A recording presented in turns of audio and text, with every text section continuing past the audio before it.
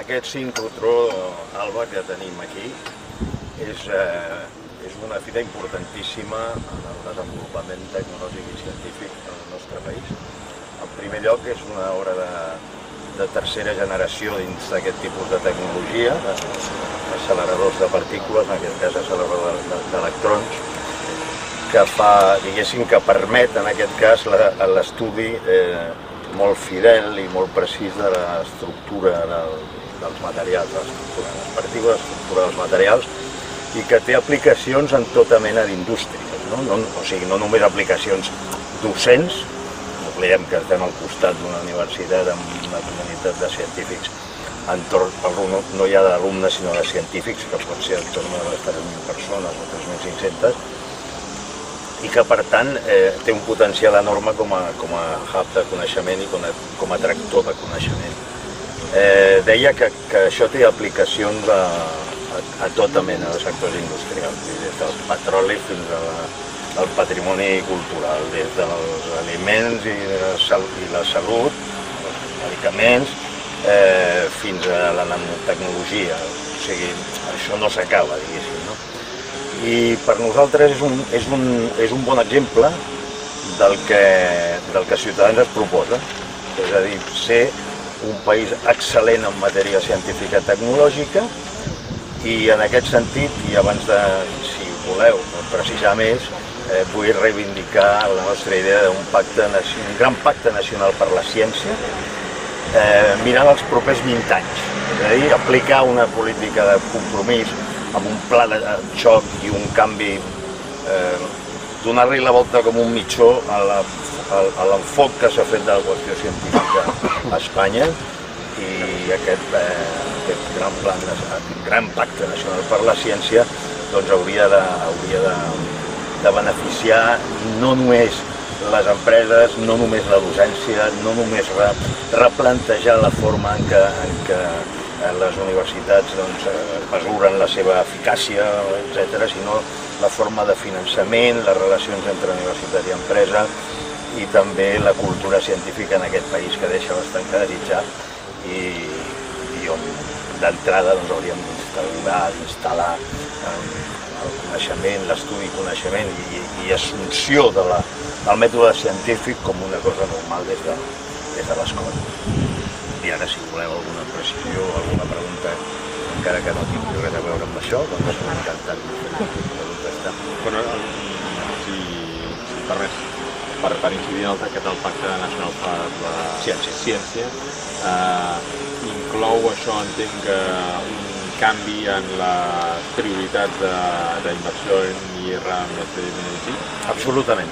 Si pot mirar una mica cap aquí, mirar com abans. Gràcies. Absolutament.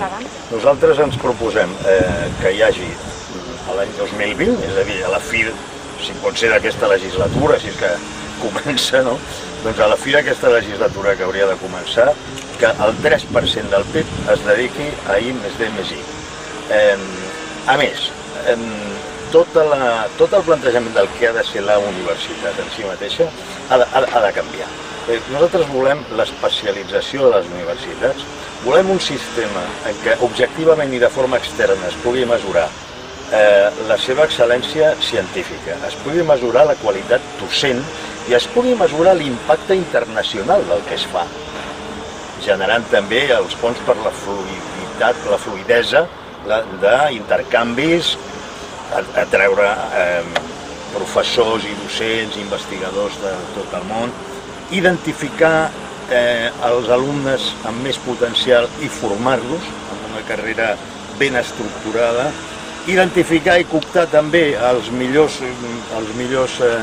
investigadors internacionals, i tot això, diguéssim, a partir de l'avaluació objectiva d'aquestes coses, finançar les universitats. I després jo crec que és una gran idea de l'equip econòmic de Ciutadans, que és la xarxa Corbera, on instal·laríem 30 instituts tecnològics a tot el país que estarien, diguéssim, pel seu funcionament i la seva estructura fent ciència aplicada. És a dir, estarien servint necessitats específiques demandades per les empreses que necessiten millores o aplicacions tecnològiques i desenvolupant-les des de la universitat. Per tant, és tot un enfoc nou que ens ha de poder posar en la societat del coneixement, en l'economia del coneixement, donant protagonisme al capital humà i comprenent que aquest estat del benestar i aquesta societat de prosperitat que tots volem ni s'arribarà ni es podrà sostenir sense estar generant valor afegit a uns nivells del doble que estem portant ara per hora treballada a Espanya. Sí. I també volíem, no sé si en aquest tema estem, Ignasi? Merci. Sobre qualitat, avui el periòdico publica una enquesta en què sembla que el PSOE i Units Podem sumarien fins a fregar la majoria absoluta. En cas que es produeixi finalment aquest escenari, creieu que tornaríem a estar en una situació d'ingovernabilitat a Espanya? És que jo ja he viscut una situació en la que PSOE i Podem, l'abstenció d'altres i tal, però d'una forma, diguéssim, assequible, possible, podien haver format govern. I en aquest moment el senyor Pedro Sánchez podia ser president d'un govern d'aquest caire. I no ho és perquè va preferir ell i el seu equip fer un pacte amb Ciutadans basat en reformes específiques, reformes profundes però possibles, viables. I per tant, doncs mira, jo no sé el que farà el senyor Sánchez, no? Però jo el que sí sé és el que jo he viscut. I li dic que la suma automàtica de Ciutadans amb el Partit Popular i la suma automàtica del PSOE amb Podemos és un artifici. Sobre la carta que Mariano Rajoy ha d'enviar o s'espera que enviï als catalans refermant el seu compromís de respecte a la llei i de la unitat d'Espanya, quina valoració en fa? Qui creu que és convenient, oportuna, en fi, com la valora?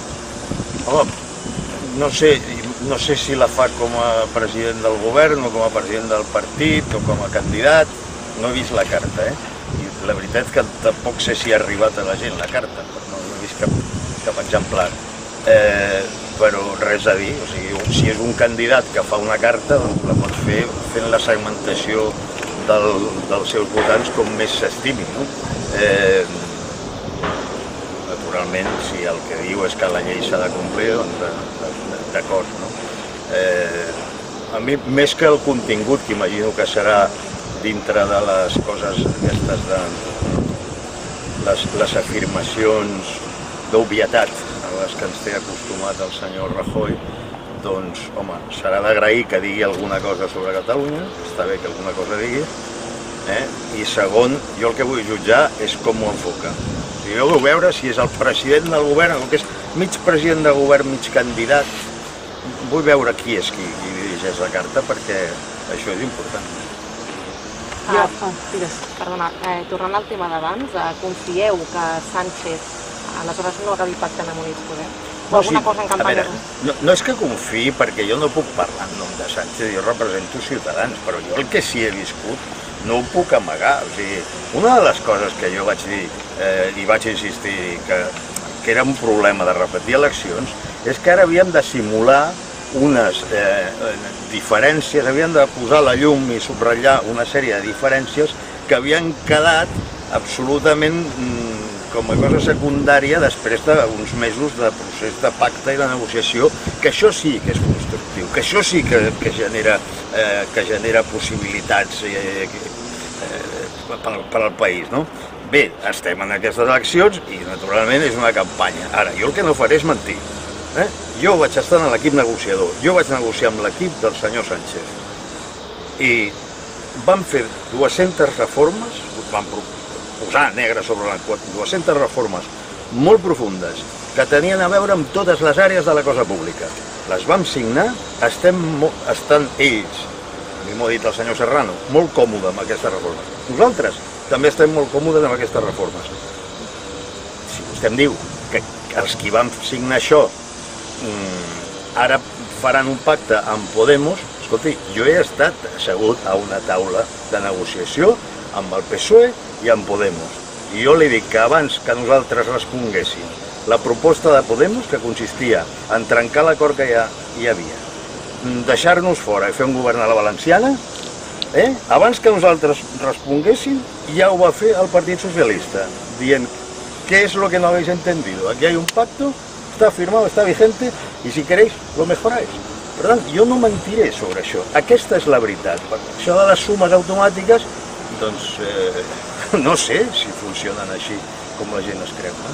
Fem l'última, sisplau, que em Jo li volia demanar que valorés les paraules de Quico Homs, Sí. que va dir que entenia d'aquella manera que a Catalunya es rebentés algun acte del PP pel que havien sembrat aquí al Partit Popular. Em sembla una atrocitat impròpia del senyor Homs, dic per una persona civilitzada i educada, que s'ho pensi dues vegades. Això no funciona. No es rebenten actes de partits i no es justifiquen actituds d'aquestes. Que cadascú, en pau i tranquil·litat, faci els seus actes, expliqui les seves propostes i en el moment en què comencem a entendre els intolerants ja anem per un camí molt perillós. Gràcies. Avui, no? Ràpidament. Molt breument, què n'espera? Espero la possibilitat de que els quatre s'expliquin, que segur que ho faran, i espero que transcendeixi, ja li dic, una cosa molt poc partidista, més de responsabilitat de país. Espero que quedi clar per tothom que hi ha una diferència substancial entre els partits que han negociat, han cedit, han consensuat coses per mirar de fer un govern i aquells partits que només han bloquejat sense fer absolutament res en un cas i petites performances en un altre cas. O sigui, hi ha una diferència. Seure a esperar unes noves eleccions o seure amb un altre a pactar coses són realitats i actituds està meridianament clar que són oposades, no hi ha diferents, són oposades. En un cas es vol bloquejar i en l'altre cas es vol construir. Gràcies. Merci.